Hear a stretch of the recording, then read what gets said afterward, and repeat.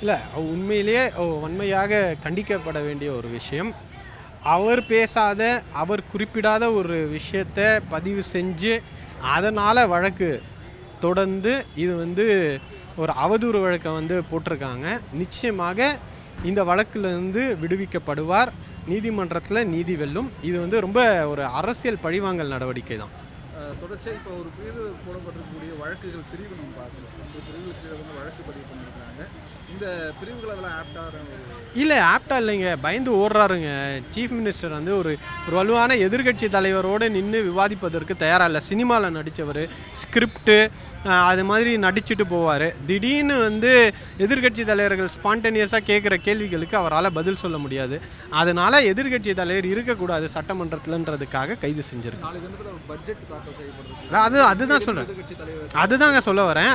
அவருடைய இந்த கைதுக்கு பின்னாடி இருக்கக்கூடிய பின்னணி என்பது எதிர்க்கட்சி தலைவர் இருக்கக்கூடாது. சட்டமன்றத்தில் இவர் வருவார், ஹீரோ மாதிரி நடிச்சுட்டு போயிட்டே இருப்பார். எதிர்க்கட்சி தலைவர் இருந்தால் கேள்விகள்லாம் கேட்பாங்க, அதுக்கு பதில் சொல்லணும். போன வாட்டியே கேட்ட கேள்விக்கு பதில் சொல்லாமல் வேறு ஏதோ இஷ்டத்துக்கு ஆக்ஷன் பண்ணிட்டு போனார். அது விமர்சனத்துக்கு உள்ளாச்சு.